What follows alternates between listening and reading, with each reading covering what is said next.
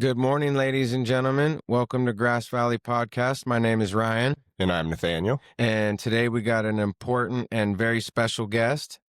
And her name is Ashley Davis. And she's not only a nurse, and she's going to tell us some really cool historical facts about Errol MacBoyle. And yes, not only that, but this is my son's mom. And she's also a nurse at the hospital, and she's a manager there now. I have an office. Yeah, That's awesome. very proud of you. So Good morning, everybody. Yeah, Good say morning. hi. Hello. It's nice to be here. Thank you It's for- hot. Yeah, it's hot in here. I just opened the window. So thank you for coming, actually, and adding something great to our podcast, because we got some really cool stuff to talk about, and we'll just get into it. This man, Errol MacBoyle, I just recently learned about him. I was over at Ashley's house getting my son, and she showed me this huge map and started to explain all these things about this guy. By the way, you and your husband go, and the kids go on walks with the dogs out to this spot. Tell us about this spot that you discovered and have been sharing all this cool stuff about this. Well, so we live at the end of Greenhorn, so it's across from the Brunswick, Idaho, Maryland mine. And that, they were trying to open that. Rise Gold was trying to open that recently, but for years and years and years, it has been closed. And so it's a perfect place to go let our dogs just run free. So there's no other dogs around, and then they can get some good exercise. I still have to go see this place. We're going to take the drone. Keep going, but this is kind of separate, but the whole area, like from there, from the corner of Greenhorn, and then like all the way down to where Brunswick starts, basically, is all different things. But so it just interested me a lot in the history of Grass Valley and like the history of the mine. And I just started kind of doing some research, because when you walk around there, it's crazy how many things that are in this town that you miss when you're driving, or just that are super close to where you live and you never even knew they were there. If you walk around, you'll find there's like concrete, like whole buildings that are just buried in like leaves. And Nick was just on here recently talking about him moving his mailbox when he lived right by the bottle shop. Yeah. So as he was moving his mailbox, they discovered railroad things coming up out of the ground. That's where the narrow gauge railroad is, like Depot Street right there. Yep. That's where you can still see the stairs going up to the depot, and you can still actually see some of the sign, the paint that says like NGRR. Yeah. It's so cool. It's so interesting. So we'll have to fly the drone right around there too. Yeah, totally. if you go to the Facebook page for Rise Gold, they have a drone that flies down into the mine and goes underwater at like 500 feet. Wow. And because it goes down to like 5,000 feet or something crazy. Crazy. We'll have to check that out. Well, we're not friends with Rise Gold. I know. And we don't like Rise Gold. And that, by the way, Rise Gold, ladies and gentlemen, is nothing local. They are a company out of Canada, and they're here to steal the gold and take it. And guess what? The gold would go not just to Canada, but back to the Queen and King of England. So, and not only that, previous mine sites that he tried to open, he's being indicted on like 29 charges of environmental hazards. He's a bad dude. Did he finally give up? I think so. Yeah, I mean, I'm pretty sure that he'll never win. The county has like nixed it. Yeah. What's even crazier too is like in the 90s, a different company had bought out that mine and had permits to reopen it. Oh, wow. And they didn't ever follow through with doing it. Yeah. And then all these years later, now the people own it and can't get the permits. It would completely ruin our town, no matter what all these idiots say about, the jobs. Just stop. Yeah. Anyways, if anybody was going to get to that gold, it's not going to be a Canadian, okay? Right. And so it would be locals. I wasn't happy about it anyways, because then they would own mineral rights under my house. Exactly. It would be a horrible thing. And we can educate all of you on that another time. This guy, Errol MacBoyle, is really interesting. And you just bought this book. Yep, at Empire Mine, they have a book. Did you finish it, or are you still reading it? No, it's hard to read. Okay. It's very detail, historical. Okay. It's better to watch the movie. I don't think I tried to even get it on audiobook, and it doesn't exist on audiobook. Let's make a movie. God bless your heart for reading it, so you can share it with us. Because it goes all the way back to the history of his great grandparents. So let's start here. So let's finish your cool story. So you're taking the dogs for a walk. When did you first stumble upon this place? Well, probably 3 years ago, we would just started walking around there, and what is this called? What's it actually? Well, the Idaho Maryland mine is where it all started, and then at different times of just looking things up online on the Nevada County Historical website, I realized that the guy who owned the Idaho Maryland, he owned the Idaho Maryland, Brunswick, and Eureka and Union Hill mines, and combined them all into one. So underground, all those mines then had like attachments in their mining caves or whatever. And he started as like a mucker, which is like the lowest class of mining. It's like the hard workers, like the blue collar. It sounds like miners. To me that's like the guy that goes gets the muck. Yeah, exactly. Exactly. And he was at one point very poor, like so poor that he couldn't even afford food, and the Chinese grocer was the only one that would like front him food basically, so that him and his wife could eat, and then eventually then he had gotten a degree in mining engineering, and then he would go inspect all the mines in the county. That was like his job for the government. He was a mining inspector. And so I remember reading something that said that the only mine they always had some excuse that he could never go in to inspect was the Idaho Maryland mine. So he knew that's where the gold was, is what it ultimately came down to, because they would always like, for some reason or another, safety or this or that, they would never really allow him to do his inspection there. So after some time, he ended up, he went from being a mucker, worked his way up, was a mining inspector. And then I think it was in the latter years of his like mining career that he really felt like there's gold in this mine, and people were doubting him, and he had all these new like technologies or things that he had learned. And so the most productive years of the Idaho Maryland Brunswick mine were the years that he had taken it back over, and he had to get like investments from different people. I want to say like $200,000 or something, which at the time in the a lot of money. 30s was a lot of money. Nothing like now. Yeah, maybe even was in the 20s, because he already was rich in the 30s. But that was when it struck like, I want to say $40 million worth of gold over like the years that he ran that 40 mine. million. Yeah, $40 million worth of gold during the years that he had it in production. And then once he had struck gold, he ended up building the airport so that he could fly his gold from Grass Valley to San Francisco, because he also owned a house on Nob Hill in San Francisco. And that's where his wife primarily stayed. And then he kind of stayed up here. This was like his bachelor pad spot. His business. And so but I read that they had like golden doorknobs and golden toilet flushers on their toilets. Yeah, and I was stuff. waiting and, for you to talk about that. She was called the Golden Girl of San Francisco. She would wear gold dresses that had actual gold flakes in them to like events and at the Opera House. And when you got gold like that, might as well. Yeah, that's probably why the nickname was probably Snob. They call it Snob Hill sometimes. Oh yeah, instead of Nob Hill. That's crazy. Yeah. I've always had just a silver chain my whole life, and I want a gold chain so bad. Yeah. I want a big fat gold link chain. And my buddy Max, who's going to be coming on here, you know how he does all the mining claims and stuff and sells them? Uh-huh. Well, I did not know that, but I got gold down here. There's gold everywhere. Yeah. You pick up dirt in my property and it like glitters in your hand. And it's pyrite, but anywhere there's pyrite, there's gold close. You know? They usually go near. Yeah, and we have lava cap mine right here. I don't know if it's in operation, but they're weird about people coming down there. Yeah. Lava cap mine? Yeah, that's right off Tinsley, right at the bottom curve. Right. Oh yeah, down there. yeah. Well, there's a lot It's of in between homeowners and stuff all up in and around there. But you could get to Banner Lava Cap like right there in 5 minutes if they'd let us through. Anyhow, gold.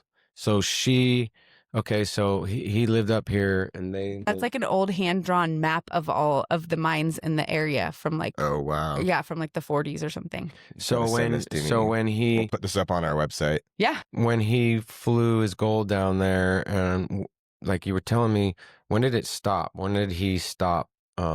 Well, during World War II, that's kind of when which was like 1947, I want to say, is when he had a lot of things going on. So from like the 30s to the late 40s, he actually died in 1949. He had a stroke and just kind of was he had a stroke in 43, I want to say. So, then World War II ended in 1945. yeah. So he died quickly after that. Right after that, yeah. But they had stopped all mining, and they also stopped all construction because he was at that time. He was, his like best friend was Dr. Jones, and Dr. Jones had traveled the world, and he had wanted to build a hospital here in Grass Valley that was going to be called the Grass Valley Memorial Hospital, and it was going to be like the Mayo Clinic of the West, is what they said. So he invested $475,000 into building this hospital, and then all construction halted because of the war. And then by the time the war was over, they had changed the building permitting codes, and so it was Lytton building. The walls were too narrow to because no gurneys could get by, right, or whatever the reason was. But it was a steel constructed building, so they couldn't just like. Yeah, you know, they had to which is the Lytton building today. It's today the Lytton building, yeah. So, and then I just read this morning, I was looking at some of the paperwork from talking about that, and it said that the Mr. Lytton, after he had acquired it, he donated a bunch of money for our current hospital to be built. Oh, wow. Oh, nice. Yeah, so it's still the efforts that he had towards going to the hospital. And all this time I've been spending in your hospital to see my mom, I've been looking at all the stuff downstairs on the lobby floor, and that's a trip. All those pictures of the first hospital, and like and then it got bigger, and then the Miners Hospital in Nevada City. Hey, so do you know anything about those? And okay, what is it called? It's you bury something, time capsule. So you guys have a time capsule in your hospital right out there in the front. And what does it say? I think you guys get to open it up soon. Oh, I don't know. Yeah, I'll have to look into that. Yeah, there's a time capsule. Maybe it's a few years from now, but it's soon. Yeah. Yeah, you guys. I wonder what they got in that time capsule. I'm gonna have to look into that. I wish we would have waited longer for the ones we did in school. We were like. Yeah. I think we opened it like 4 years later or something. Yeah, I think a good like 15, 20 years would be way more legit. I got a time capsule. I buried my my bearded dragon with my baby blanket. Maybe it'll be disintegrated. I love that. Though with the way the world is looking these days, who knows what's going to be in 15, 20 years. Seriously. It'll just be a little dragon skull. Yeah. It's the only thing I could think of, and I'm not digging Sirius up. Yeah. Oh, yeah. So when in the 30s, when he was striking it rich with gold, he bought the Loma Rica Ranch, and then that was when he started breeding horses there. So it had used to have been the McCartney Ranch, which I'm sure that everyone that lives anywhere in this town knows about all those new houses that they're building. Right there off Brunswick, and where they made Sutton Road now go, which I love because it's a shortcut to work. I do but I too. don't love.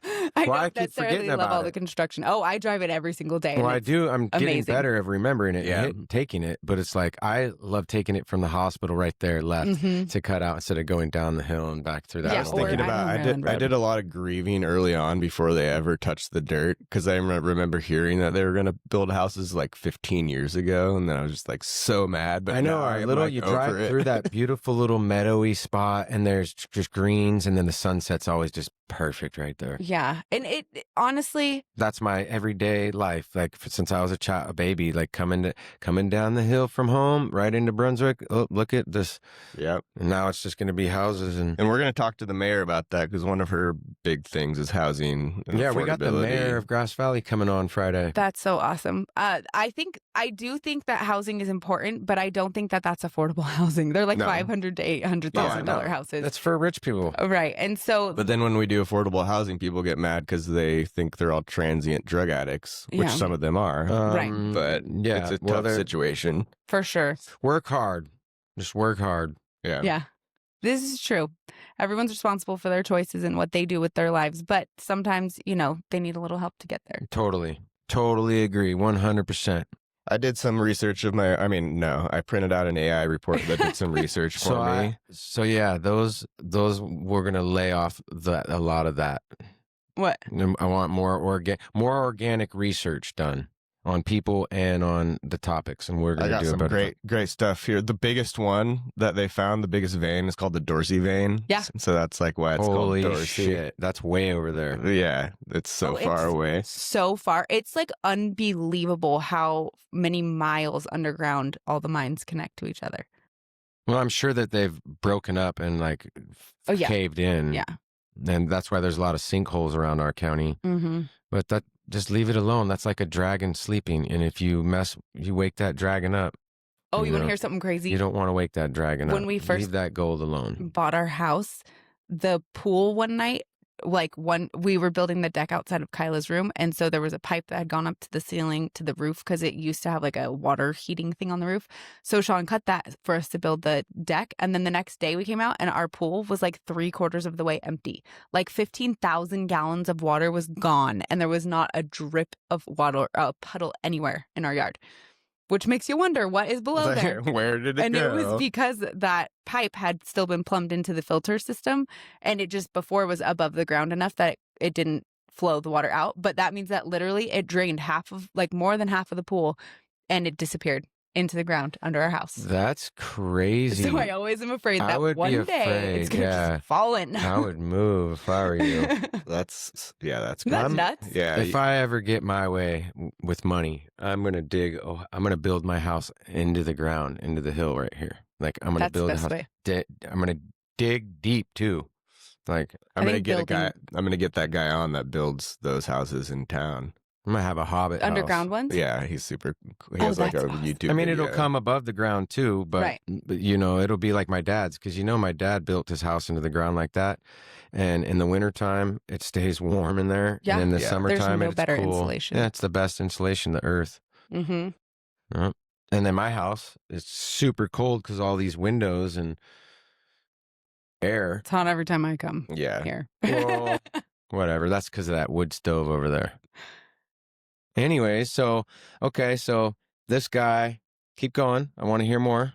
Well, what did you look up? I mean, well, wait. When you showed me some stuff when I went over there. Yeah. And this place has this is what I want you to tell. Hold on. That's the explain the whole water thing and how that thing's still working today. Okay, so that was another thing that when I was looking up that on Maryland Mind, I saw something about MacBoyle Lake, and there's a road, the little tiny road right before Greenhorn Road is called MacBoyle Way. And so we also go and we walk our dogs. I used to go up there all the time and smoke. I forgot about that. We go to the construction site right there, and then we walk our dogs from there.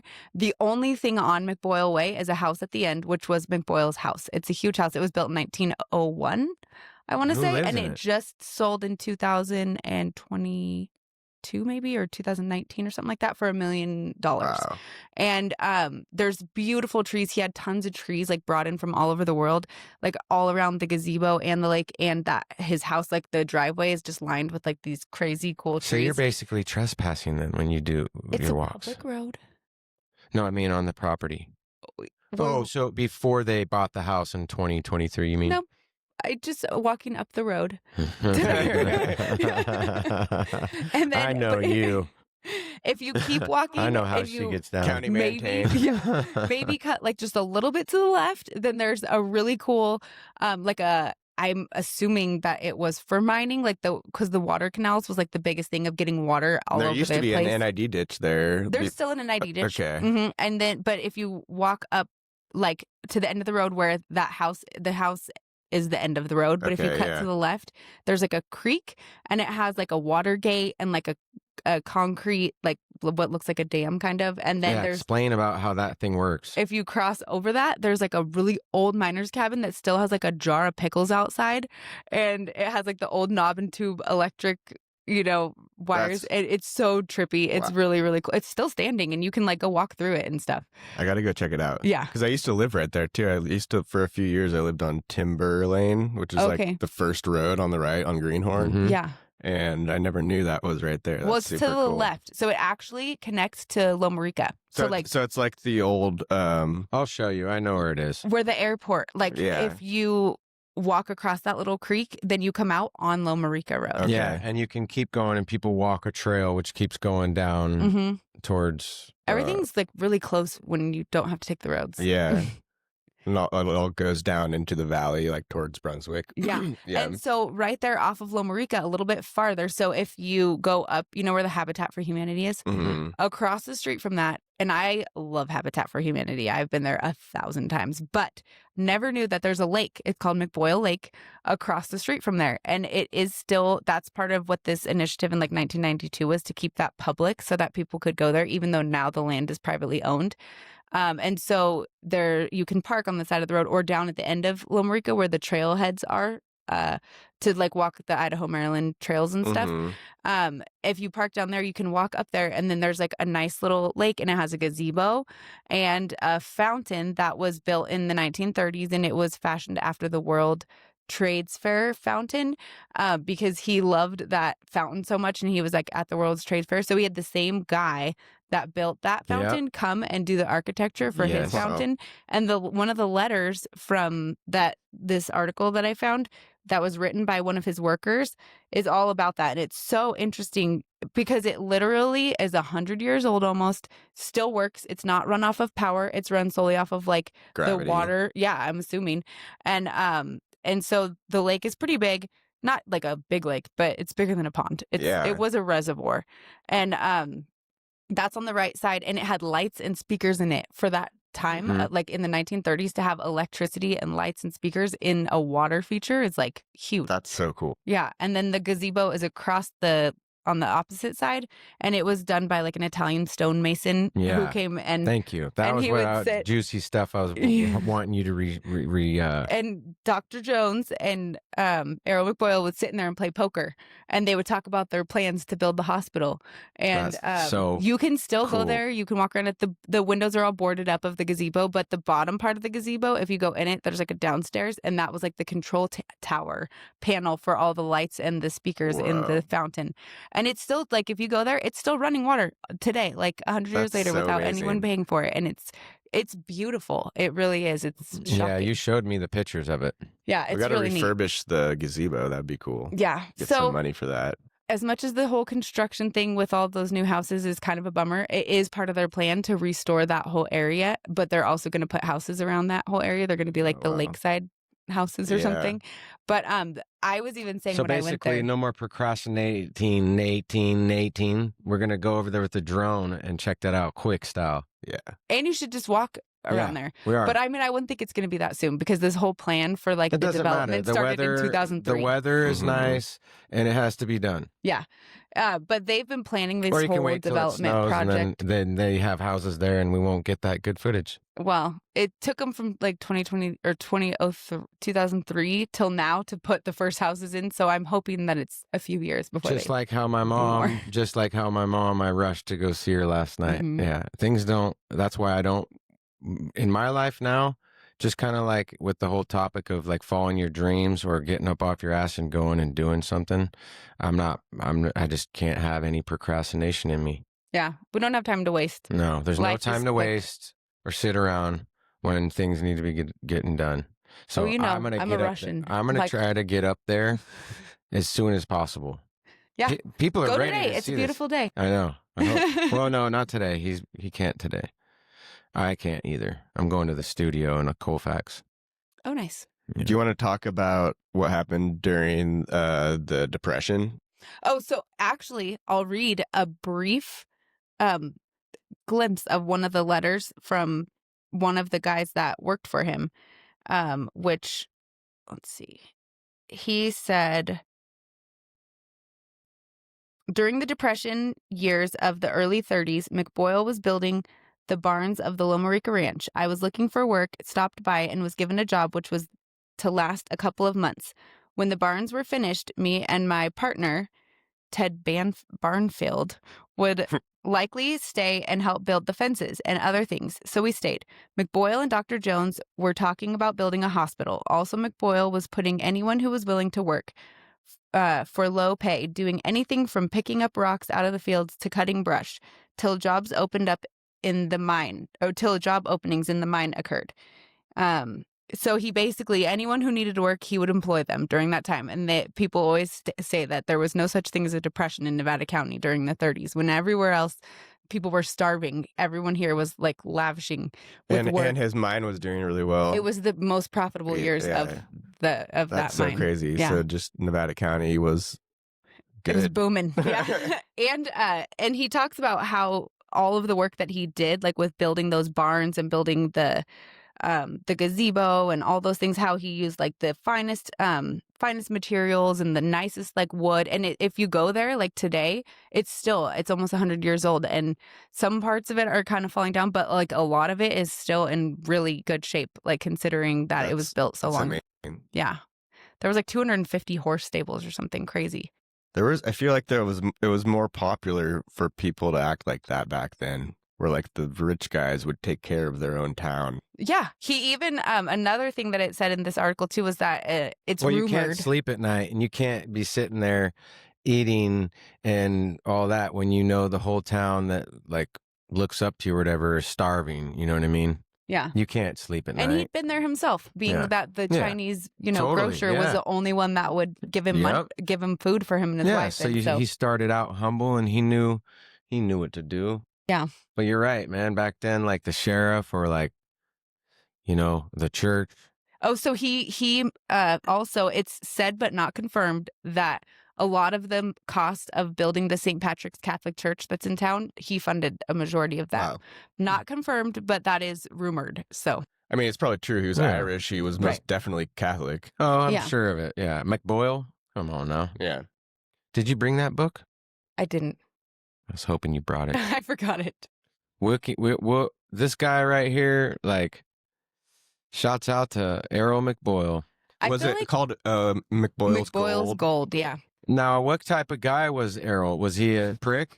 Or... No, it sounds like he was pretty well educated. He never had kids. His wife, their families like go way back. He was He was like on the Oklahoma Pioneer, like the frontier. So he had to work hard. He was on like the westward. When he was a kid, his family came west. He looked west. like a hardened man. Yeah, so he knew what hard work was, and he wasn't like born rich and spoiled his whole life or anything like that. He had humble beginnings and learned to work hard from a young age, it sounds like. Most people that get rich do, Yeah. Well, yeah. Yeah, or they're born into it. His, my dad told me, because I was complaining one day, and I'm like, I just want to be rich. I was pissed off about shoes or something. And he said, son, if you want to be rich, you got to work hard, and you don't, rich people don't really spend their money. And the most important thing is not to love money. Yeah. They don't really spend their money, and they stay working hard. Because being rich will never make you happy, ultimately. But then I had my mom on the other side who taught me how to live life, and you could be dead tomorrow, so enjoy it. Oh, have you ever heard that Nate Bargatze skit where he's like, every marriage has to have a dreamer, right? There can only be one dreamer, because if you were both dreamers, you'd be homeless in an hour. Yeah. And he's like jokes about how his wife is the fun stopper. Is anybody having fun around here? We better stop that, or is the air conditioner on? Don't turn on the air conditioner. The engine's going to blow up in 10 seconds. Mm-hmm. Yeah. Oh, man, that's so true. That's me. I'm the fun stopper. I love to have fun, but I also don't like to waste money. Oh, my God. Don't get me started. I cannot really say shit right now, thanks to you. Me and Nate and Dub are going to a football game, so thank you. Ashley bought Dublin 49er tickets for Christmas. And my son, instead of taking his mom, picked dad. I thought that was very considerate. Yeah. And also kind of hurt my feelings, but not really. I was grateful that he wanted something for Christmas, not just for himself, regardless of who it was for. Yeah, well, now we're going to have to get you guys to a game, and he's going to have to go with his mom. I did take Lando when he was like 12. You're a Niner fan, though, so I don't see what his problem is. Well, because he watches the games with you, with your guys. Yeah, it is our thing. Totally. No, that makes sense. I'll stay out your way when it comes to something else. I go to church on Sundays, and so he goes to your house to watch the football games. Yep. Actually, I've been trying. Off week this week. Yep. No, we don't. No, last week. We already had last week. This Sunday. I thought today was like Sunday for some reason. No, sir.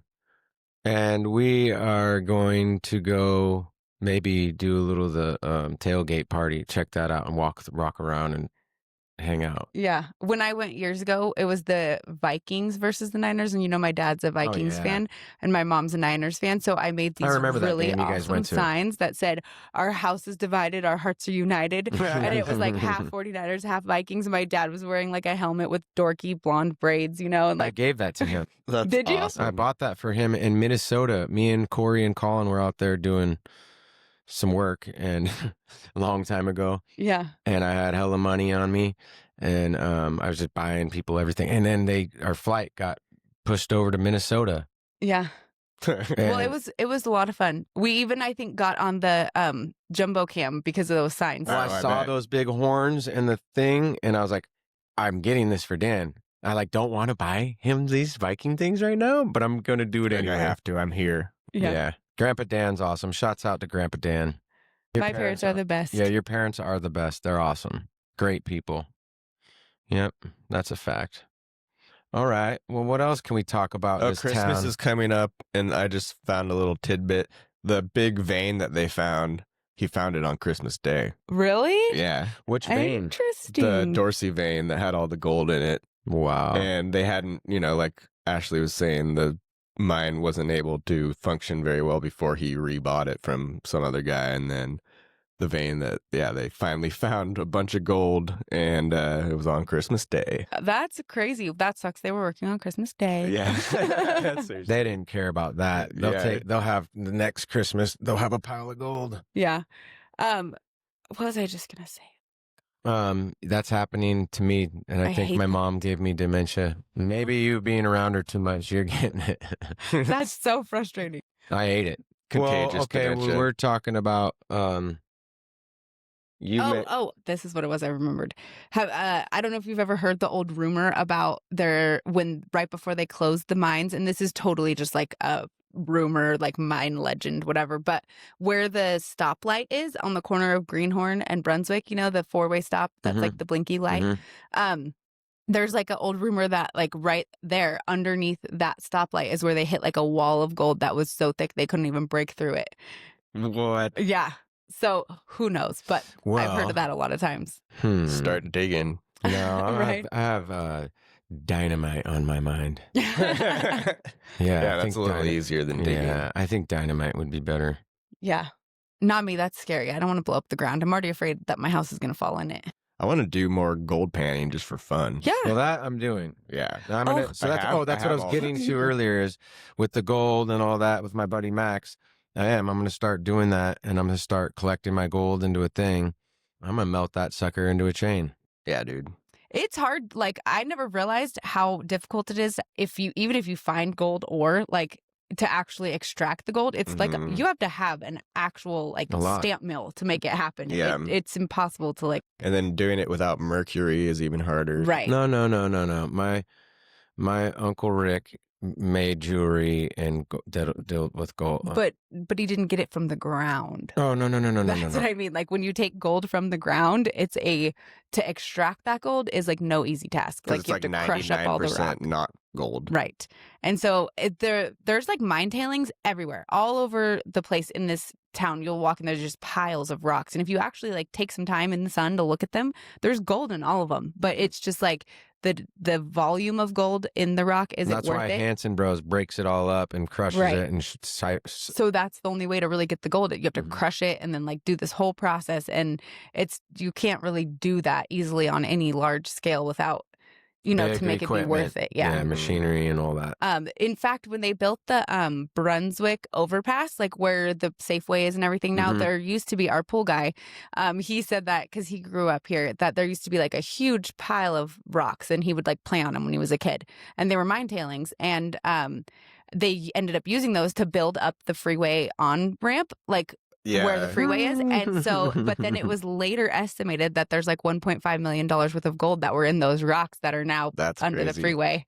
Well, let's tear it down and bring it right over here to my house and melt this shit down for my chain. Probably costs more to tear up the overpass, I'm sure, at this point than it would be worth to get it out. Like I said, this is it's a parable or whatever you want to call it, but leave that dragon's gold alone, because if you mess with that dragon's gold, literally it's like the dragon waking up and burning this whole village to the ground, because that's what you'll do. Yeah. Oh, speaking of burning, you know how we are always worried about fire safety and things like that? We got a firefighter coming on. Oh, that's cool. Travis Benson, I'm getting him.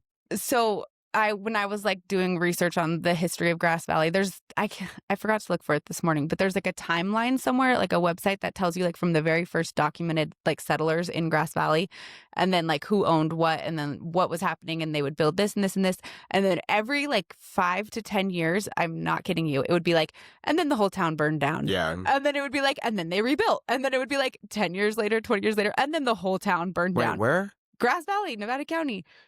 And Nevada City would In Nevada have City, the like same all of it. thing. Yeah. Everything like with. I was reading about Alpha and Omega, which are tiny little towns south of Washington on the Yuba River, and they burned down a bunch of times. I mean, every single thing that if you actually read like this timeline, it's very like, you know, in order. What's the word?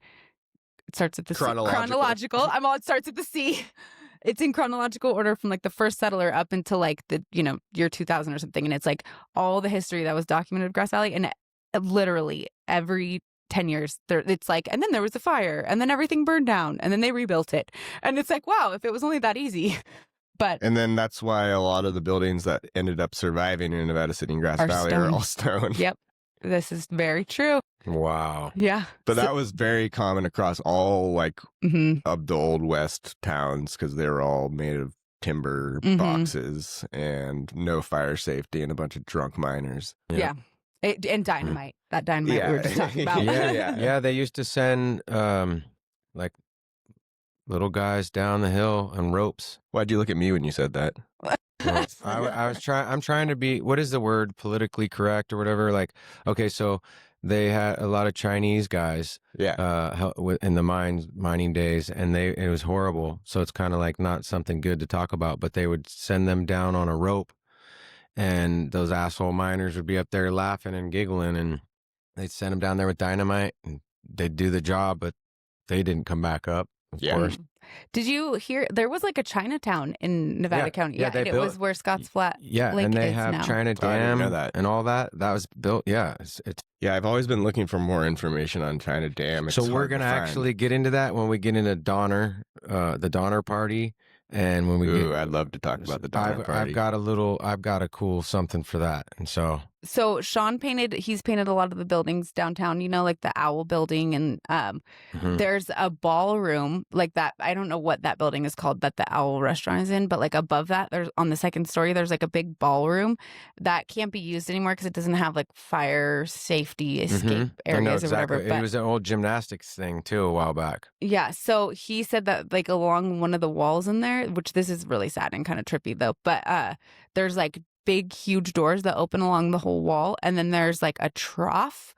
And then there's chains, like wrist and neck chains. Yes. And they would, the Chinese, workers or whatever, they would be like chained up in there. And the trough was for them to like pee in. I know. Isn't that terrible? There's also a big massacre down towards Timbuktu and Smartsville where miners just killed all the Chinese people in town. It's so sad. I don't know why people... Well, our Nevada County, the jail, Wayne Brown Correctional Facility, is built on a huge Maidu Indian burial ground. Yeah. Oh, because there's a trail over there. I can't remember what it's called, but the one that has the suspended bridge in Nevada City, and along the whole way. Tribulation Trail. Yeah, that's what it is. And they have like plaques throughout the whole like walk that say different things that the Maidu Indians, like what they use different. Where's this at? It's in Nevada City, Tribulation Trail, and it goes really for a long ways if you take the whole trail.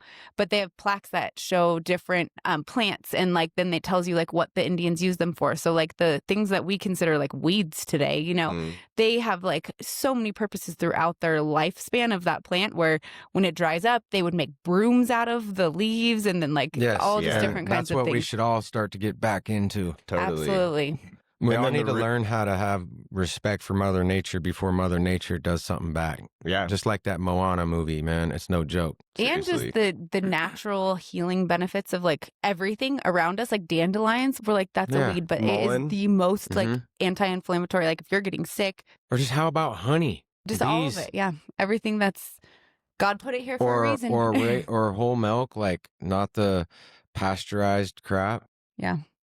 Goat's milk is actually the best milk for you. Goat's milk, and then chickens with their egg, all of it, man. Just farming on your land, growing your own fruits and vegetables, or That's what I was I going to would really mention love before to I do. forget the Root Center. Yeah, you got all kinds of stuff growing at your house. Like, holy shit.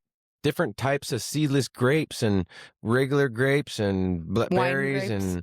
and Thornless shit. blackberries. There's Thornless blackberries and blueberries, strawberries, raspberries, pears, blackberries. apples, pears, peaches, apples, You planted plums. all that, right? mint. No, a lot of it was strawberries. there when I bought the house. That's Yeah. awesome. What I plant every year is like vegetables, like tomatoes and cucumbers and all the different like When you have like seasonal 300 houseplants, Yeah.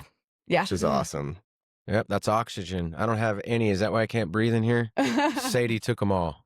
And that one over there is hers, so I let it die. With one leaf over there. One little and that can measly die leaf. too. I ain't watering it. Matter of fact, you take that home with you when you leave. I have bad luck with fiddly figs. Like it's the one kind of plant that I kill every single time, but I'll try. Well, look, there is one leaf. I missed that one leaf. There's two options in life. You take it home with you, or I throw it off my deck to the next dump run. I'll take it home and see if I can save it. Yeah, there you I'll go. do my Put best. it in your plant nursery. Yes. I'll put it in the skylight. That's the plant happy place. Nice. Well, so far this is super cool about Errol MacBoyle. And I just wanted to mention before I forgot, the Root Center, that was the reservation that we put them on, and we didn't let them leave. What? Really? Hold on, Nate. That's the old Maidu reservation. That's why it's called Maidu Way. Yes. So I knew a lot about that, but I did not know that, Nate. But there is I believe there is burial ground. Oh, I there knew as that. well. Yeah, it's buried, and trust me, I can feel that. I've spent a lot of time in there. But just like we took all, and it is a different type. That is a special jail, and I'm dead serious. That's no ordinary jail, and I don't know how to explain that. Because you get to play pool and boys and girls are together. No, no, actually, that's not true, and that hasn't been true for years. I'm just. Oh yeah, back in the day. That was true, though. That was not true. Too long ago. No, in my lifetime. Yeah, it's almost 20 years ago, maybe. Wow. Yeah, they used to have. Well, I was in there. Your folks could give you a roll of quarters on your books, and you could put an ice cream machine, coffee, candy, like a little vending soda, and then you playing pool with co-ed or whatever, like some chick that yeah, it's like Club Med. Yeah, and you know what? Oh, don't take this wrong. Nobody wants to go there. Stay out of jail. Maybe we'll have to. I don't know anything about who Wayne Brown was. Do you know who he was? Okay, I'm writing that down because I got something to tell you about that. Nice. All right. Well, we'll get into that Wayne Brown thing in another episode in the Maidu, because I'm definitely going to do a little more research. Yeah, we got a lot of things to look. The same article, which I can send you a link to it. It has information. I only printed the pages about Errol MacBoyle and the Loma Rica Ranch and then like the MacBoyle Lake, but it's about 5 historical landmarks, and some of them, one is the narrow gauge railroad and the other is a Maidu. You'll have to come on when we talk about the narrow gauge. Yeah. I don't know a lot about that, but I'll send you this documentary Ryan and I watched. It was I'm always looking for documentaries about like the old gold mining days, and it's hard to find actually documentaries about that. They have a couple on YouTube that were done in the late 90s by the Nevada County Historical Society, which are pretty good. The only bad part is it's 90s videography, but it's some good information. What shocks me about like the mining days is like how much land mass, like of actually, like when you go walking it, it's like acres and acres and acres, and you'll just find pipes coming out of the ground and all kinds of different things that we're all part of the same mine, but they're so far away from each other. Like now we're like, oh, I have an acre. That's so much land. This was like the ranch is 452 acres. Yeah. And that was just one ranch. And so the amount of land that they would use and make use of for different, for mining or even for like the horse breeding and all that, it was pretty Yeah, because the Glenbrook Basin, so he was right there, was one of the most famous racetracks in California. Yeah, and the world famous horses were like born there. I was reading something the other day too about like, I think it was, I don't remember, but a little girl who grew up around there, and she said that people would always come and park on the side of the road with their either horse and buggies or their cars when they first started having cars, and they would wait for like during the time when the horses were all born, the baby horses, the fowls, right? And they would just line up cars, and people would like line up to watch the baby horses be born and come out, and it was like a really it was something that a lot of people enjoyed, families and local people. And then even up until 2007, they were still operating an organic farm there. And there's tons of apple, like you can At see Lomarica. at Lomarica Yeah. Ranch. Yeah. And then you can see all the apple trees that are still right there on the side of the road. And there's some pretty good apples there. I'm not going to lie. I just made some apple juice from Nice. but nobody's even pruned or like taken care of those trees in like 18 years. And there's Yeah, I still wonder- just massive amounts of I apples. wonder on them. why they shut down in like 2007 That or was, wherever, whenever it was. there's tons of information about the whole Lomarica Ranch building project. Uh-huh. And it all started like in 2003, 2007, 2011. There was like a lot of county initiatives about it. And the people who were last operating it, I think they were really interested in developing housing for the community and stuff. So they are still going to preserve they're still planning to preserve the actual farmland right there because there's like a vineyard with grape plants and there's Good. apple trees and tons of stuff. And so they're still planning on preserving And all they'll of that. keep like the and farmhouse. Keep it in operation. So they'll have Nice. like local organic goods Well, I mean, that's there. perfect for that new community that's going to Right. live there. Yeah. Like, I mean, So that's something I was really grateful for because I was really sad when I realized that their plan was to develop like that whole area all Yeah. the way up to the airport. But they do have a lot of the land protected to keep the historic sites and also to still use the land for producing fruit and things like that. So, that's good. yeah. We'll have to ask the mayor about that one. Yeah. I don't have enough time in my life to do all the research that I would No, like, I know. but There's but a lot. I've learned enough about it, more than the average person, I would say, just because of looking into it. Because it was interesting. That came to us at a perfect time when you were sharing that with me because we're going to try to get as many cool historical facts we can. I like that one. We're going to get into Chuck Yeager too, which had a house down by you off Acre Lane. Yep. Or was No, it? it's the road past ours. It's Yeah. like Rosewood or Yeah, something. yeah. And Chuck Yeager, so we'll get into him. We're Probably, I Lyman can ask Gilmore. his grandson to come on Oh, that'd be awesome. That'd be super because I cool. grew up with him early on, and then he moved to Penn Valley. And there's a lot of history about him to get into. Yeah, from up here, down there, the sound barrier. But Lyman Gilmore, Mhm. that one I'm looking forward to because Lyman Gilmore is not the school, but the guy Lyman Gilmore. Right. The school's named after. Yeah. So Yeah, Nevada County actually has so many like technological advancements that came from this county mhm, that are really surprising because now this county is like such a small, it's a small town mhm. and a lot of people have never even heard of it. But back in the mining days, there was more people per capita here than there are San Francisco today. Yeah, we were just talking about that. And so many, like There's the like the 200,000 Pelton wheel. miners or Yeah. something like that. Well, The- how about this? The Pelton wheel was invented here. Mm-hmm. The first HD TV was invented here. The first video game was invented here. You're full of No, shit. I swear Grass to Valley you. Group. Grass Valley Group, my dad worked there for I 34 years. worked there with Awesome. your dad. But that? I don't know if that was the video game. I Oh, can't, yeah, there was a can't couple remember what it other was. companies There over was a there lot of too. technology, like advancing companies, and that I were think located here. I heard that all the switches on live TV, like when it switches from one scene to another, like on a football game, that switch was invented in Grass Valley. Yeah, at the Grass Valley Yeah. Group. Yeah. So listen to this. When I worked, oh yeah, that place was a trip. Shoot, what was I just gonna say? I shared that with you. No, I was The gonna. forgetfulness. So, anyways, Yeah, we'll just keep going.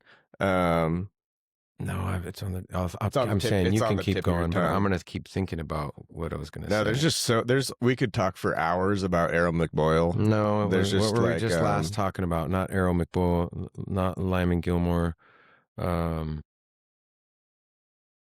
I'm trying to remember what the name of that video game, the first video game ever invented That's was. what we were Okay, talking Yeah. so about. I remember what I was going to say. So they just named off some really cool stuff about our town it was invented here.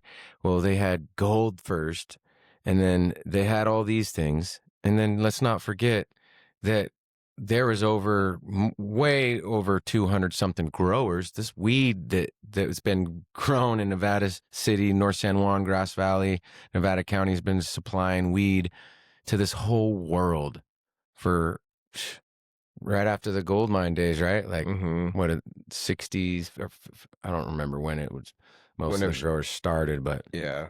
I would say probably mid-60s maybe when it they're started. pulling gold out of here, inventions, weed, and they just nuggets and nugs. Yeah, nugs and nugs. Anyways, there's I'm trying to look it up. Atari? Are you talking about Atari? No, it was like a 4-letter word. I remember weird things. I think it was like a short name, like a 4-letter word, and I can't remember it, but I'm looking. Pong. It was Pong. Oh my God, I do know Pong. Yeah, everyone knows Pong. That's crazy. Yeah, so it says Grass Valley, California holds a significant place in video game history as one of the initial test locations for the game Pong. Oh no, it says test locations for the game Pong, a pivotal invention that helped launch the modern video game era. That's amazing. Atari's testing ground in 1972. The game proved immensely popular during its testing phase in these locations. Yeah, Atari. While Pong's testing in the main video game link, the city of Grass Valley also has a history for general engineering and innovation. You little punks, you little millennial, you little ones, you don't even know, like before the Nintendo, so you don't even know what you don't even know what a Sega Genesis is or a Super Nintendo. No, not you. Oh. I'm talking to these kids. I'm talking to you listeners right now that don't know nothing about Atari. Atari came out, and then it was Nintendo, and then Super Nintendo, and then Sega, and then 64. What was that? Nintendo 64. 64 came out right before PlayStation 1. 1, 2, 3, 4, 5. And the first commercially viable picture phone was developed in Nevada City. Xbox. Yeah. What? The first commercially viable picture phone was developed in Nevada City. Jeez. That's so crazy. Mm-hmm. Is that at the Grass Valley group too? I don't know. Let's see. They said Nevada City, probably right there behind Seven Hills School. Yeah. That's Grass Valley group. Well, before that, it was on Benny Springs, the old. Yeah. Oh, yeah. Where the school is now. Yep. Nevada City School of the Arts. Yeah, my School of the buddy Matt Reiswig, his dad used to work there. My mom and dad met there. They both worked there together. My dad worked there for 34 years. And actually, when it was on Benny Springs, when they were driving to work one day, when they first started dating, my dad rolled his truck and my mom got like 19 staples in her head. Oh from my that car God. accident, and she still married him. Damn. Yeah. Wow. I worked at the Grass Valley group, and I'll tell you what, that they had this cafeteria of that was like it was better than a restaurant. It was good. Chicken cordon bleu and different things like. Yeah, because they were part of the tech industry. Even back then, they were like, Oh we see what my they're God. doing up in Washington and the Bay Area. We got It to was do like what walking they're into a doing. fancy restaurant for Yeah. lunch every day. I always- never brought a lunch. I just make sure I brought me 10 or $14 or whatever it was. I always looked forward to going. Every year they did a Take Your Kid to Work Day at Grass Valley Group, and we would like all get to come and see what our parents did for the day and see if we were interested in it and have lunch there. And all the kids would get on this certain set of stairs, and we would take a group photo of like everybody who brought their That's kids to work cool. that day. I almost forgot that I worked there. That's cool that I worked at the Grass Valley group. I wish they still did things. Well, maybe they do. Probably the hospital is probably not the best place for a Take Your Kid to Work Day. That's probably why we don't do it. Yeah. Shit. I mean, Ocean, right when we get out the elevator, I'm going to go see Ashley. And if you're not in your office, she literally like, oh. It's because I have a candy bowl. That's what brings the people. That's funny. Oh, you always got some people in there raiding your candy bowl. Yep. It's an expensive habit, though. It's like $100 And every a month time I to fill walk that by, candy bowl. every time I walk by and I see someone turn their head, like turn around, it's like a kid getting caught with their hand in the candy jar. I swear to God. And they're like, oh. We were stocked up after Halloween because all the candy was on sale. So people brought bags in to donate them to the candy fund. And so we've had a pretty good variety. But it goes, You're all going to need a dentist. yeah. Yep. And an insulin pump. Yeah, seriously. Okay, so with I'm that, just we don't want to get you in trouble, like talking about things you can't talk about. But so what's it like being how do you like being a manager now? I mean, you were an RN, you're still an RN, but An award-winning RN. So what's it like? How do you like your job? Because I remember when you first got the manager position, you were like kind of.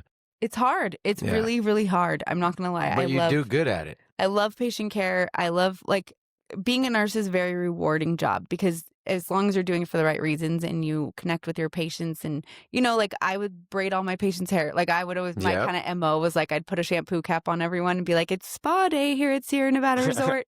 And they love it, just getting to you fit in comfort good there. people. Yeah. And so management and leadership, I worked night shift for 10 years to avoid hospital politics because I don't really like the whole union versus administration like system that is in healthcare in hospitals. Because I feel like I'm on the side of what's right, not whether it's the union or administration. Even as a union nurse, like if something I felt was like the right thing, it doesn't matter who's in support of that thing. That's what I support because it's right. You know, if it's the best thing for the patients, we're all in one building. We should have the same purpose and goal. Ultimately, we shouldn't be like wasting time battling each other about little things. And so yeah, it was definitely a huge change for me, being that like I did everything to avoid hospital politics, and then now I'm in management. Right in the middle of it. Yeah. God put you in that position though, because He knew you were going to do good with it and be able to be the peacemaker type bridge. You know what I mean? And it's really just about it's hard. It's a hard job. I'm not going to lie. Making the schedule is so stressful. I never want to like mess up anyone's plans or it's just a really difficult, it's a completely different type of work.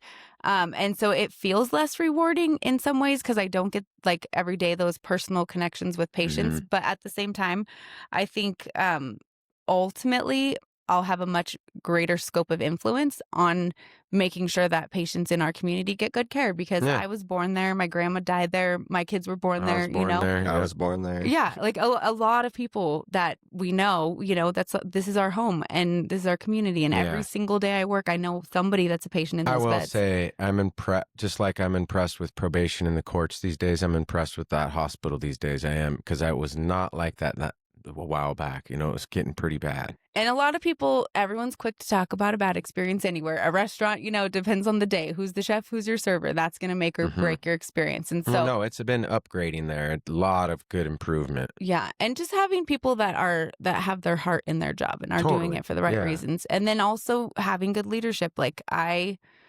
only took this position because my old manager, who's worked there for 40 years, like longer than I've been alive, she stepped back in, and I get to work directly for her, and she's an amazing person. I was just in the elevator with her today. She's a sweetheart. She's really good. Yeah. Michelle? No. Do you know Michelle? Michelle. I don't know. What department does she work in? I'll have to talk to you afterwards about it. I can't remember her last name. Anyhow, so speaking of braiding hair, thanks for braiding my mom's hair. She would not shut up about you today, this morning when I went to feed her. Oh. And she's still there. They didn't pick her up. Well, they had to do a letter or something again today because of that whole. So anyhow, good job, Ashley. I'm proud of you. Well, thank you. Yeah. I'm proud of you too. This is pretty cool. I have never really listened to a lot of podcasts, so I didn't really know what this would be like. I was a little nervous. The only podcast I really listen to is Joyce Meyer's Enjoying Everyday Life. Shout out to her. Okay, she's amazing. It's like a 15-minute Bible study kind of thing each day. But and I try to listen to it every day, and I really like her. Other than that, I don't really listen to podcasts. You're pro. You did great. Yeah, you talk to people for a living, so yeah. Well, I was telling one of my coworkers. She doesn't shut up. How about that? Her daughter you never stop has talking. to interview someone, and I was like, well, whatever she has to interview them about, I'm sure I could come up with something to say. She's welcome to interview me. No, totally. Like, I'll totally do it. I can talk about nothing for hours. Yeah. It's like my mom. Yeah. Shout out, Mom. Yeah. I think it's a mom thing. Not every mom, but a lot of moms can find something. Oh, and to switch back just real quick, I found a pretty cool note that in 2020, last year in December, 178 acres of the former Loma Rica Ranch was donated to the city of Grass Valley. Yeah. For permanent open space and recreational use. Good. Yeah. Good. So if you're mad about the residential development, you still can be, but they did set aside 178 acres for us. Yeah, and they're preserving a lot of the space, like I said, for historical landmarks as well as even like organic farming. Okay, so here I got to say this.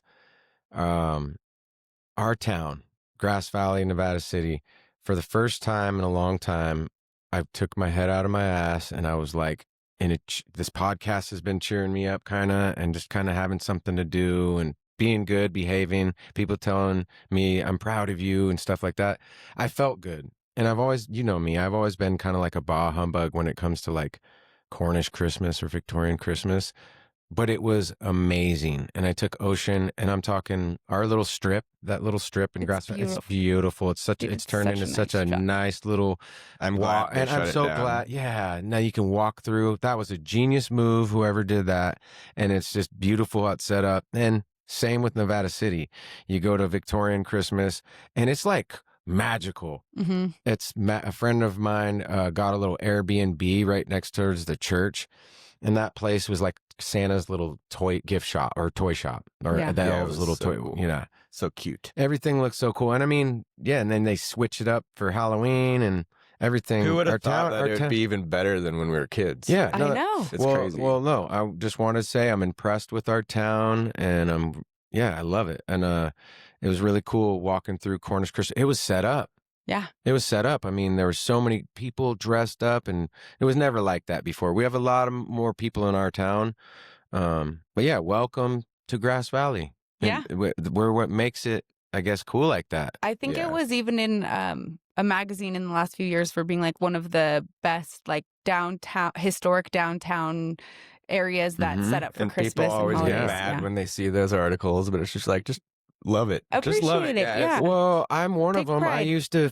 Oh, I just get so mad at this one person. I won't say her name, but she went way up to Highway 80 to a sledding spot that was just, it's like one of the last little cool little thing.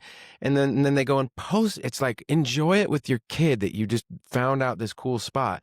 Don't go post it to the world. So now it's ruined. And now you're not going to be able to go there next year because you blew it up. And you now it's just ruined. And now it's been blown up, and certain people have ruined it for everybody else. Now they shut it down. Yeah. Now nobody gets to do it. Well, So you know mine- what? Just enjoy a beautiful thing, And if you and find keep out your about phone it, in your pocket. and if you find Yeah. out about it, just clean up after yourself. Yes. Be respectful to the area, Yes. and it's Yeah. because there Clean is a up your lot of trash. beautiful nature in the area, and you just Yeah. have to take the time to look and explore it. But And don't if you don't go to the river because of people, just go for a 10-minute walk up the river and there's no one. right. Hey, and Oh. you know what?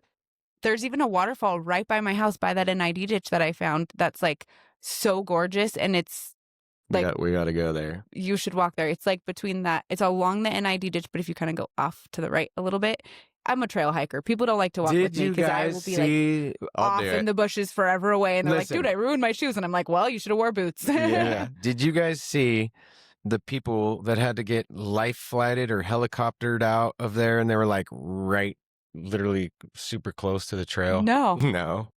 When was Yeah, this? there's like a group of 3 people. I don't know. I shouldn't probably say too much because I don't really know the story, but it was just, You're it's like, just come on, pathetic. guys. It's like, yeah, don't, yeah. They weren't But even then again, that- it's so easy to get lost in the wilderness. Be careful out there. I know. yeah. We need to go back to like If you don't know what using you're compasses doing. and I like would, learning how to live without GPS. Yeah. I would encourage people to know what they're doing, and anything that they're going to go do, learn it before you go do it. Don't go Mhm. doing stuff like that if you don't know what you're doing. Educate yourself. Take a guide. Take a guide, a local guide. But Yeah. if there's a guide, that means it's somewhere that people know and people have been. It's much more then fun to explore where no one goes. Then take somebody that knows what to do. You know what I mean? Take a map and a compass and Yeah, water yeah. and Water. a Band-Aid. Water is important. And I got one of those little pumps that I take with me sometimes where I don't have to carry the water and I Yeah. can just pump it out of the I got like stream. some filter straw things that Oh, you yeah. could like Those are just cool. literally put into a stream and drink out of them, and you Uh, can use them like it completely filters it to clean drinkable water, Shark Tank. and you can use it like 3,000 times or something. I Yeah, it's have interesting. something like that I bought. I bought a bunch of survival stuff, but I've never used it. I haven't either. I just have it. I've to used have. it, but I'm keeping some Yeah. on hand. Yeah, I have it to have if we ever need it. But like, that just sounds gross to just go into my creek and try it out. You know what I mean? I think it's a fresh spring too, so I'm pretty sure the water is probably cleaner than the water that we get from our tap. Yeah. It's funny you say that. I'm dealing with Peter's Well and Drill right now to get them out here to my I have that acidic water, so I have that calcite stuff to flush it. hmm Oh, yeah. That my thing needs to be done? I was looking into getting a well. We're the last house on Greenhorn Road that has NID, and we weren't even Wow. actually supposed to have it. When NID was being put in there, the guy that owned our house dug a trench across the neighbor's yard, and so our water shut off is at the street before our house, like pretty far, That's kind of. pretty cool. But And isn't it the same with your little fiber optic cable internet? yeah, we're the too? last house You're on the the road with last house on a the road. fiber optic internet. Yeah, Crazy. it's just a perfect little spot right there, I guess. Yeah. But Yeah, you guys have a cool little spot, except for the little flooding type, the mush the mud. in the back. Yeah. Yeah. It's a nightmare. Damn. Sean should be able to dig like a cool trencher. Yeah. Yeah. So anyway, Any shout outs? Well, Or is there my anything husband, else Sean that- Davis. is there any? Shout Sean out, Davis Sean. painting. Yeah. Shouts out to Sean D. And the kids. Shit, I've known Sean longer than you. This is Shit. true. This is true. Oh, yeah. You're older All than the- me, so you've known everyone longer All than me. the There you go. kids, Dublin, Orlando, Kyla, Stella. Stella's been driving Dublin home from school every day. So Drive thanks safe for that. with my boy Stella. Because- no texting and driving. It's helpful though to have them Stay a ride home. focused. Yeah. And then Kyla just got a job as a CNA. I know. I see Kylie in the hospital, and I'm so proud of She's her. starting her new job this week Oh my! as a nurse's aide. Congratulations. I know my Yeah. mom didn't want her sandwich, so I gave it to Kylie the other day. She's like me. She'll always take food. We're like, oh Hell yeah, yeah. you got leftovers? She always Bring trying to 'em. be sweet about it. That's It's like, awesome. dude, we're family. Take the sandwich right now. And she's like, okay. Yeah. You don't have to tell her twice. She's like, oh yeah. I'm like, you hungry? She's like, always. Well, when you and me were still together, that's when Kyla was a little teeny baby, Uh-huh. and then Stella and Dublin were little babies together. I know, they were so cute. It breaks my heart. I was looking at videos the other day of them when they were all so tiny. Kyla though looked just like Sean when she came out. She's Her- such a responsible, she's got such a good head on her shoulders, and Yeah. she's such a good kid. Oh, So, Dublin's yeah, almost and as big Orlando, as we him. can't leave him out. Well, hold Yeah. on. I was just gonna say, I gotta say, this isn't to do with Orlando, but something came to my attention, and again, no names, but this is a little message out to all of you out there and all the youngsters. And I did so much messed up shit as a kid growing up. Like I don't even know where to start. So it's hard to point fingers at the youth and whatnot. But I will say this: I got a little wind that the kids are doing coke out there. And I just want to say this right now, just don't do the coke, don't do the drugs, don't do it. You could die from it. There's fentanyl out there these days. Just stay away from that not worth bullshit. it. You kids, look, you got a chance to not have a shitty record. I got a record, and I'm ashamed that I can't go and get the best job, but you guys can still go get good jobs and go do good things with your lives, but you don't want to have any of that stuff on your record. And you could die. You could kill somebody. Stay away from that stuff. And ultimately, it won't make you happy. Everyone is searching it's for not. something for immediate gratification or to fill that void within them. And none of that stuff is ever going to do it. I know a lot more than people think. My ears and I'm tuned into this town. I know everybody, and I hear everything, and I know who's selling it too. And you better clean it up, bud. I know a lot of people out there that are doing that. And once it comes into where my kids are, and once it comes into their lives, that's when I will involve myself, and to protect my kids and other people's kids. And I did hear some stuff that I don't like, and it's hard to point fingers and judge. But Ashley, she sees people coming in and out of the hospital and the ER all the time with this stuff. So alcohol is the worst. Alcohol is worse. Alcohol is the worst. It's the Take worst. it from me. I mean, it's all bad, but alcohol. You could ruin your life quicker with alcohol in just one day, one night. Until I was a nurse and worked in the hospital, I never realized how truly terrible. It's the worst.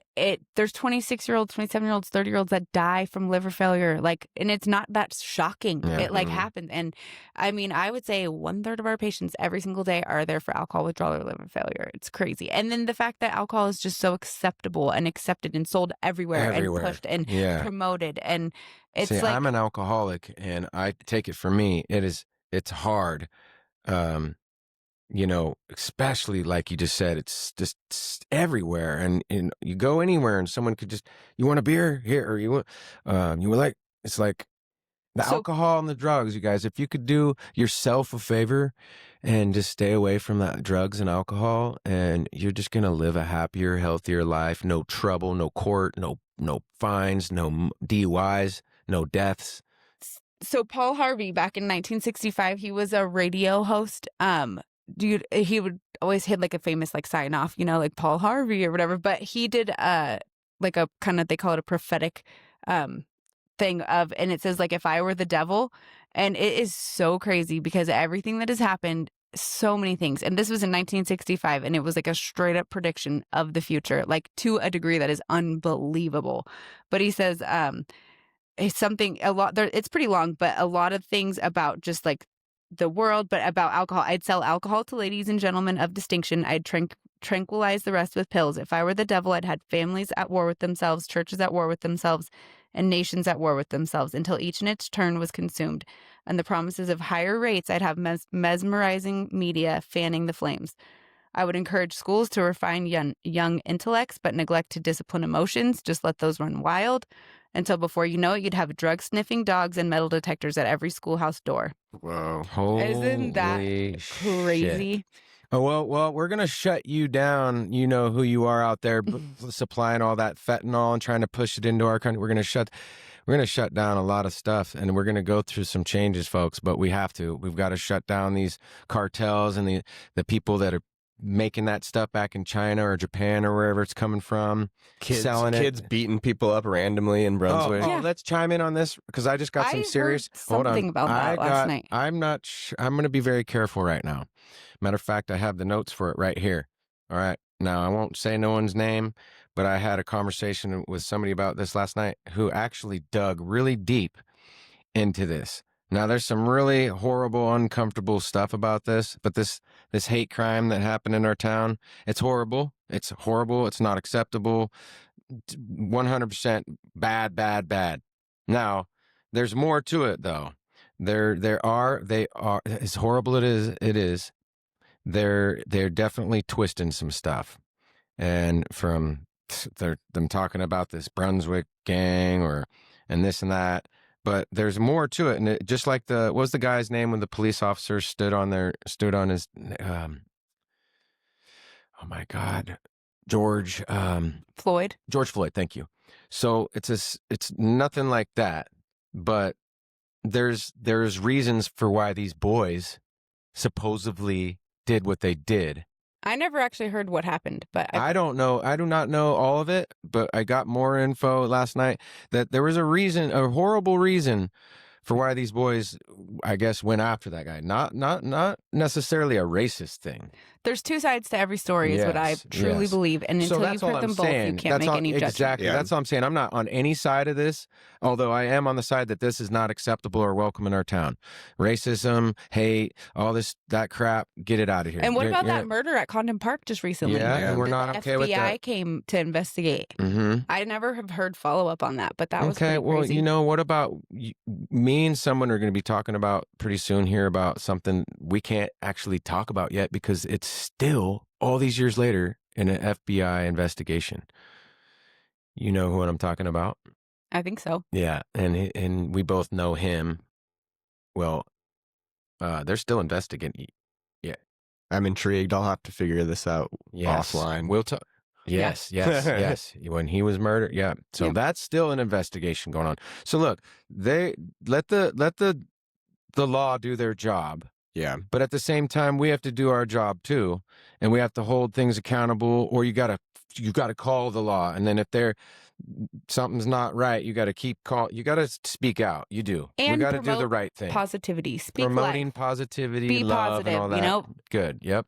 When you see someone in need, don't judge them. Don't, put them down. Don't threaten them. Ask them what you can do to make their day better, or something so simple. I find that in my life, I've always been kind of like what you sow, you reap. And if you are sowing seeds of kindness and seeds of respect and seeds of love, then like that, not only does it spread to others, but then that's also what will come back to you. And so, be patient, because it doesn't always come back immediately. Nope. Most good things take time. Yeah, and those are horrible things that have happened in our town that are not acceptable.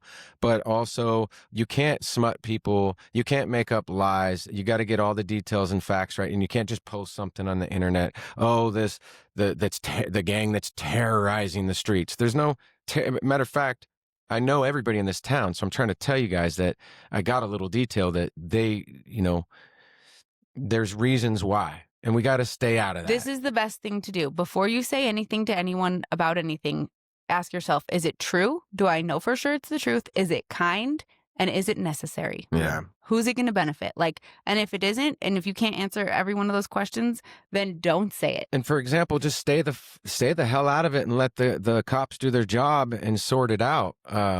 Because learn from it. Like if you don't just learn from it. You don't want to live a life like that or be involved in anything like that. Learn from it. Yeah, man. I don't know that much about it, so I can't really comment. Exactly. I just found out though last night the reason why those boys did what they did. I do know that, and I did know that that's not addressed in the paper. Yeah. Sometimes the paper only has one side. Yep, there's one side going on right now, which is horrible. I'm staying out of it. Let the law do their job, but the other part really upsets me that was not put into why those boys went after that person. Yeah. It's not a good thing. Or to go after anyone for any reason. That's not their job. You let the law take care of it. You boys don't go take it from me. I've done stupid things like that. And look what happened to me. I went to prison. I've been to juvenile hall and jail. None of those places are fun. Take it from me again. Top ramen. I mean, showering with Though men. That's your son's favorite food almost, besides lobster. And daughter. Well, anyhow, I just wish that you guys Ocean would all. This morning when I dropped off Killian at school. Oh, I know she was hanging out with. I don't know that woman's name, but I almost. It's on the tip of my tongue. She works at the bottle shop.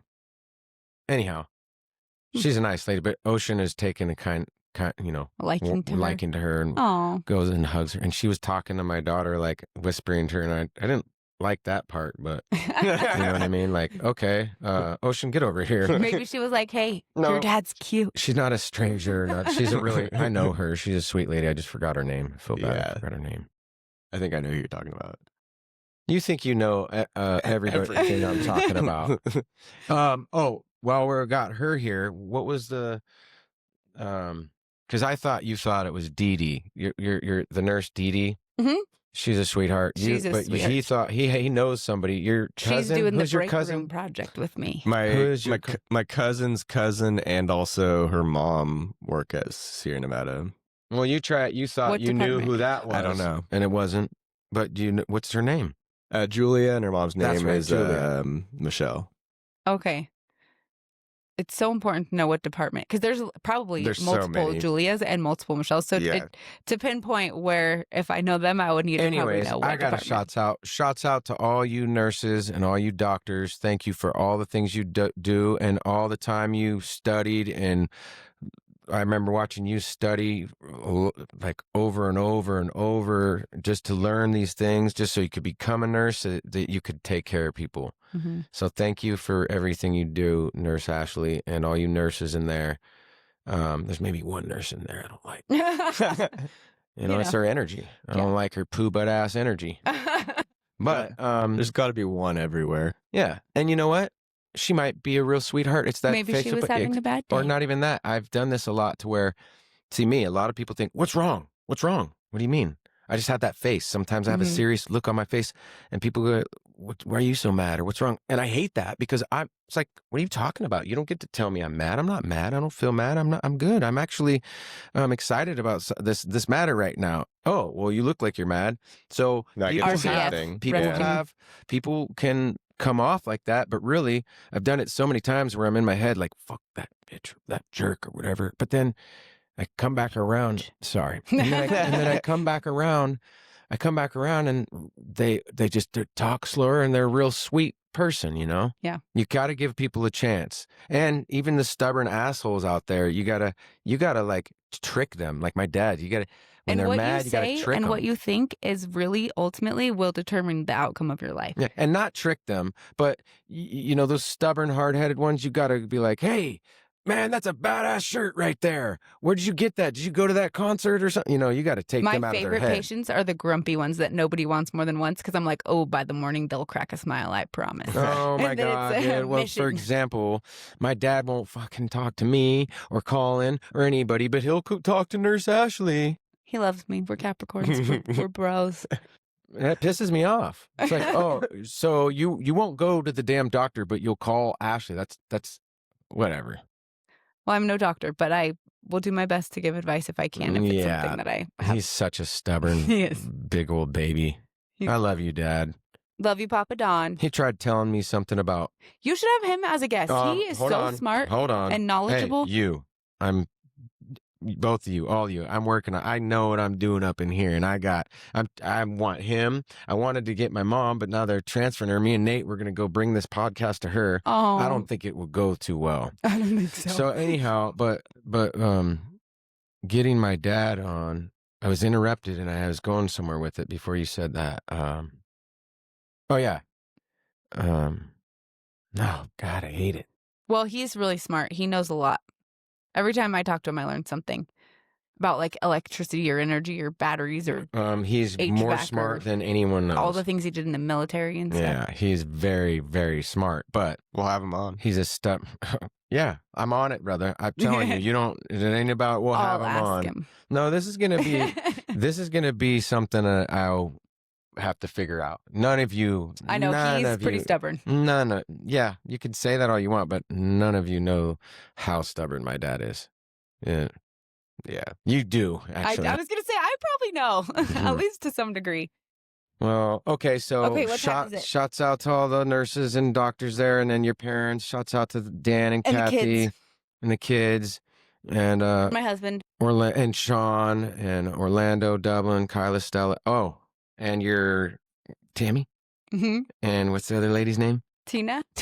She's not around as much as Tammy, but I love Tammy. Tammy's great. Shouts out to Tammy. She's the best. She cleans my house for me sometimes and makes dinner for them when I'm at work, and she's wonderful. Yeah, and tell Orlando he needs to come out here and finish that song with me that we started. The mama. No. Oh. Oh no. That's I was like, that's ancient. That That's was ancient. 17 years ago. He Yep. may not remember. Yeah. Oh, by the way, Ashley raps. She does, and guess what her rap name was, you guys? ASAP. I like that. Yeah, her rap name was ASAP. That's perfect. I had her rapping, dude. That's It's awesome. not something I brag about frequently. I'm actually not even joking. Like, those are good raps. Like your lyrics were like godly and positive. On every rap that you did was a total positive rap. Yeah. I very rarely try to say much that's negative. Good. Yeah.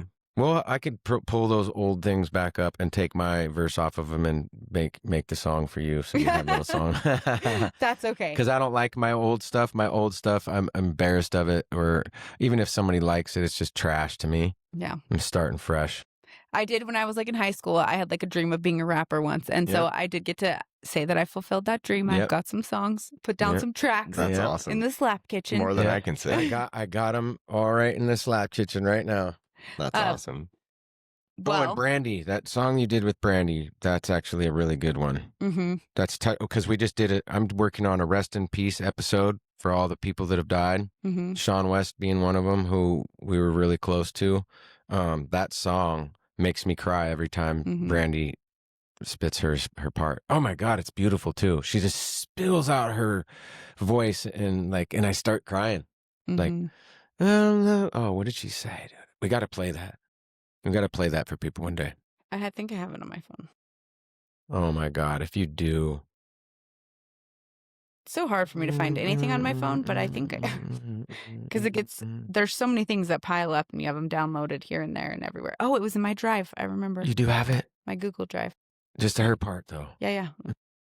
You can play don't worry. You can play your part I don't too. want to do that.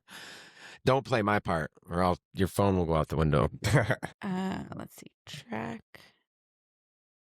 Okay. I don't know which one it is of these. while you're looking for that song, thank you so much for blessing our podcast. And thank you for coming. Hey, Of course. listeners, me and Nate, we need more Do you women have Wi-Fi? to come. I do. Nathan, will you hook her up? Here, I got the password for you right here. Actually, I don't. Did you change? Is it NFR? You didn't change the guitar thing? Mm-mm. Okay, because it wouldn't go in there. I'll figure that out. But He's passwording me up. guitar with the explanation instead of the I. Oh. Now everyone knows. What the? I changed my Wi-Fi password is capital H help with chores. What was when I you have just gonna write teenagers- down? You have to you were going to write down the Wi-Fi password. Oh yeah. But I don't need it because Okay. he just put it in for me. Okay. Do you remember what number? Hey, real quick, ladies and gentlemen, we talk a lot about my birds on the cast because you can hear them in the background. You want to know what Ashley did to me one day? Because I had birds before. I did not do anything. Yeah, Except you for did. open the window because you had the house too hot. No, you took. I was at work. She knew what she was doing. I did not. You He's did. lying. That's You not true. took I the would bird not ca- ever intentionally do anything. You took the bird like that. cage outside into the yard No, I didn't. while you were vacuuming or cleaning, and then you let the No, door open I to their opened cage the so they'd window fly away. and you had the cage open and they flew away. But that wasn't it was definitely not plotted and You it was not did. intentional. She hated the birds. I didn't love the birds, but I Sadie didn't hated my intentionally birds. release them either. You're all animal haters. My It brother says- let my other brother's birds out when we were kids. It says this file type is not supported. I don't really know how to play. Don't worry. It's Yeah, we'll figure it out later. We'll get that. We'll play that song. We'll have you Okay. back on. We'll do more on some historical stuff when you find some more for us. Okay. Yeah. I mean, You got to finish reading that Errol MacBoyle book so I can read it. okay. And then I should probably wrap it up because I got to work. Yep. All right, ladies and gentlemen. Thank you again, Have Ashley. a great day. Yes, it's been fun. Anything else? No. Shots out. That's it. I did them all. All right. You're good. Well, have a good day at work. Okay, thank you. All righty, folks. Thanks, folks. Love you guys. Love you.